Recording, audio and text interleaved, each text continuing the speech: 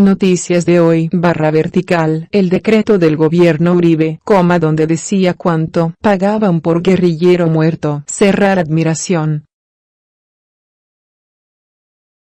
El 17 de noviembre de 2005 se expidió el decreto 29 de ese año, por medio del cual el Ministerio de Defensa desarrolló una directiva para el pago de recompensas por la captura o abatimiento en combate de cabecillas de las organizaciones al margen de la ley.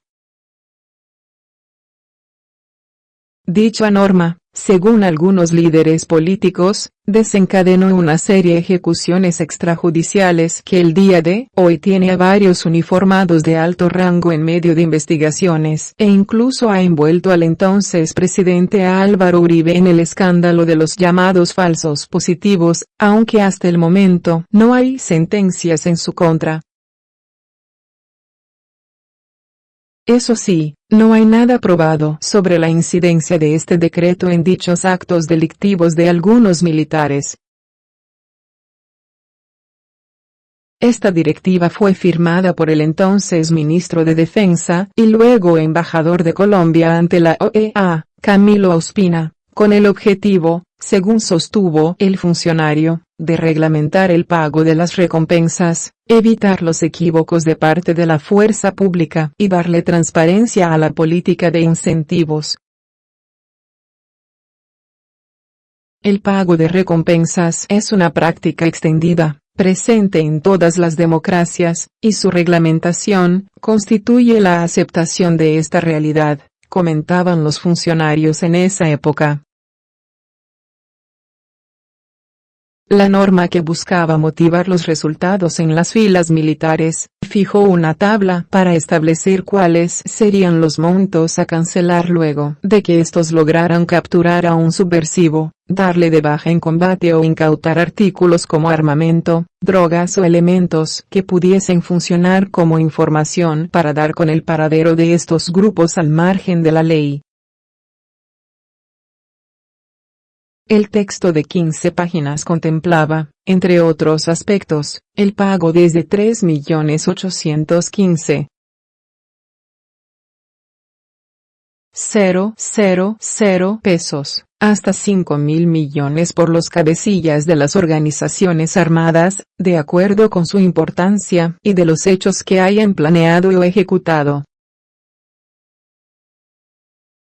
En la directiva también se estipularon un número de cupos para informantes que podrían cobrar cuando delataran a los máximos cabecillas y altos responsables, respectivamente, pero la cantidad fue cambiada y se dejó abierta para que se pudiera aceptar más información. Mi caso es una venganza contra Uribe. Andrés Felipe Arias, en nueva carta desde la cárcel. El exministro de Agricultura asegura que la justicia se utiliza para saldar odios y cuentas políticas en contra del expresidente y dice que está secuestrado.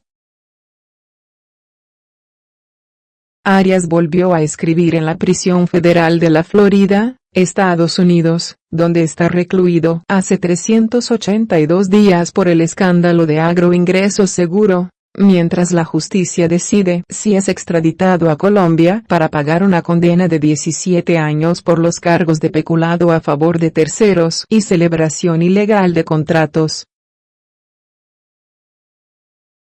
Es habitual que el exministro escriba cartas abiertas a los colombianos, y en esta ocasión, empieza pidiendo a la persona que la lea que deponga sus prejuicios y escuche lo que tiene que decir.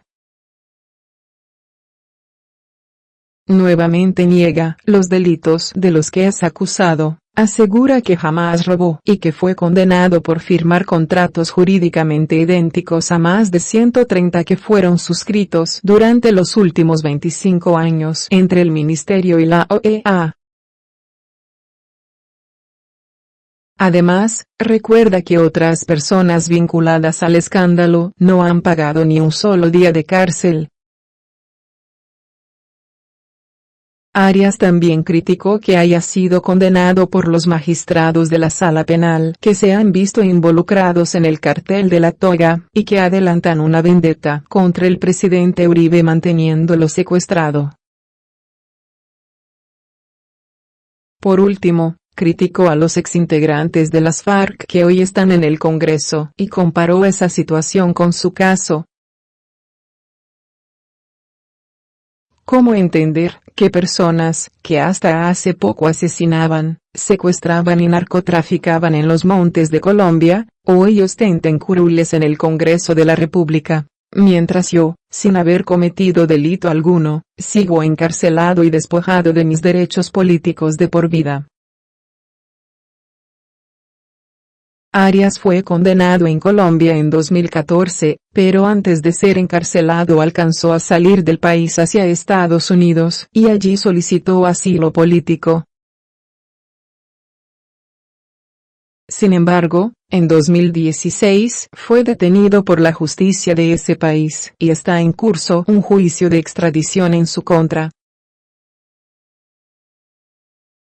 Los jueces estadounidenses ya dieron el aval, pero la defensa del exministro continúa recurriendo a diferentes instancias e interponiendo recursos para apelar la decisión. Agroingreso Seguro, AIS, fue un programa que otorgaba créditos blandos a pequeños agricultores del país, y del que se aprovecharon grandes terratenientes. Rifirrafe de Petro y secretario de Salud de Bogotá. El senador Gustavo Petro y los funcionarios del distrito tienen la pelea casada desde los inicios de la administración de Enrique Peñalosa. Múltiples han sido los temas que han generado los encuentros: el Transmicable, el Movistar Arena, la avenida Bosa y Cali en su tramo sur, entre otros.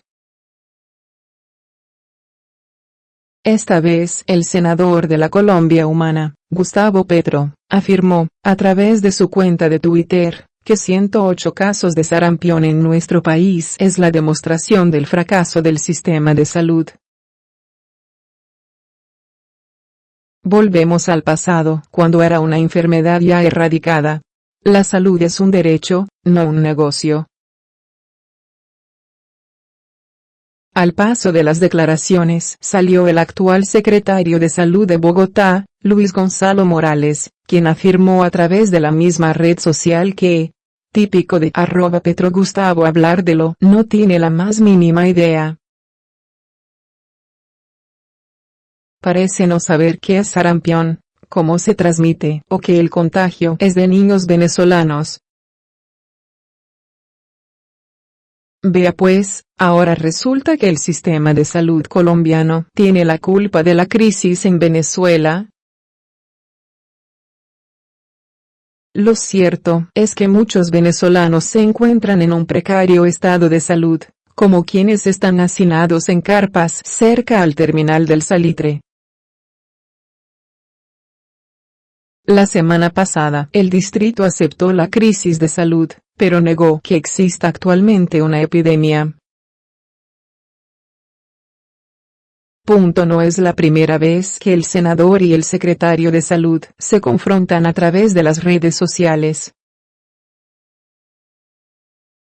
Ya lo habían hecho cuando el distrito estrenó una línea única para la atención de los afiliados a la EPS Capital Salud. Gustavo Petro en ese entonces aseguró: "Este calle center es la línea 195 que ya existía incluso desde antes de mi administración, la suspendió Peñalosa en el 2016, se dio cuenta del desastre que cometió y ahora lo reinaugura". Los medios ni se dan por enterados del engaño. Nuevamente Luis Gonzalo Morales salió en defensa de la administración y de su gestión como cabeza visible de la cartera distrital de salud. Dan vergüenza las intervenciones de @PetroGustavo. Cinismo total. Demuestra que no sabe de lo que habla. Nuevo Calle Center opera con tecnología de punta con 240 operadores a través de una línea única 3.078.181, servicio nunca antes implementado en la red pública hospitalaria. Duque cuestionó reducción en presupuesto de inversión del anterior gobierno. El presupuesto general de la Nación se aprobó en el Congreso de la República este miércoles. Al final de su agenda en Medellín este miércoles, el presidente Iván Duque cuestionó que al llegar a su mandado encontró una disminución de 7 billones en el presupuesto de inversión radicado por el anterior gobierno para el año entrante. Así lo sostuvo en medio de su intervención en la inauguración del Centro para la Innovación del Maestro, MOVA, donde señaló que este recorte de recursos se convirtió en un desafío, sobre todo en la financiación de la educación pública. Nosotros nos encontramos con un presupuesto presentado en el mes de junio, que lo recibimos cuando empieza el gobierno y que tenía desafíos como este. El presupuesto de inversión total tenía una reducción de más de 7 billones, agregó.